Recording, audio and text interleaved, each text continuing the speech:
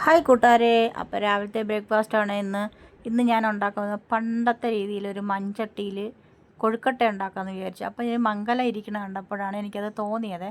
അപ്പോൾ പിള്ളേർക്ക് ആർക്കും അത് ഇഷ്ടമില്ല. പിന്നെ ഞാൻ ഉണ്ടാക്കാമെന്ന് വിചാരിച്ചു. കാരണം ഇച്ചിരി തേങ്ങ ഇട്ടാൽ മതിയല്ലോ ഇതിന്. അത് ശകലം മതി, വേറെ ഒന്നും വേണ്ട.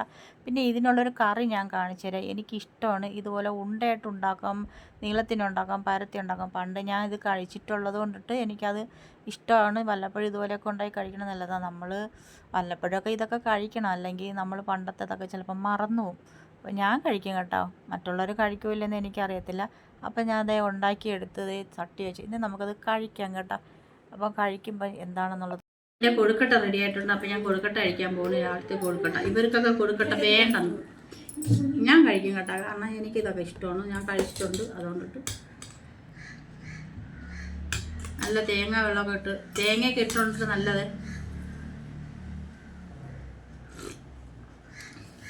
നല്ല രുചിയാണ്. അപ്പോൾ ഇത് കഴിക്കാനുള്ളൊരു കറിയുണ്ട് എനിക്ക്. അത് എൻ്റെ ഇഷ്ടമെന്ന് ഞാൻ പറഞ്ഞിട്ടുണ്ട് ഗൈസ്, എൻ്റെ ഇഷ്ടമാണ്. എനിക്ക് ഈ കൊഴുക്കട്ട ഉണ്ടാക്കുമ്പോൾ ഇഷ്ടം എന്തെന്നറിയാം, അടുക്കള തപ്പും ഞാൻ. എന്തിനെന്നറിയാം, മീൻ കറിക്ക് വേണ്ടിയിട്ട്.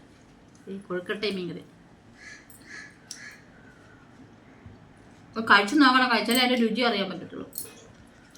ഇപ്പോൾ ഇത് ചപ്പാത്തി, ഇഡ്ഡലി, ഇടിയപ്പം, പൂരി, മസാല ഇതൊക്കെ കഴിക്കുന്നതിനായിട്ട് നല്ല ടേസ്റ്റാണ്. നമ്മൾ ആ ഗോതമ്പ് മാവിലെ കൊഴുക്കട്ടയും മീൻ കറി.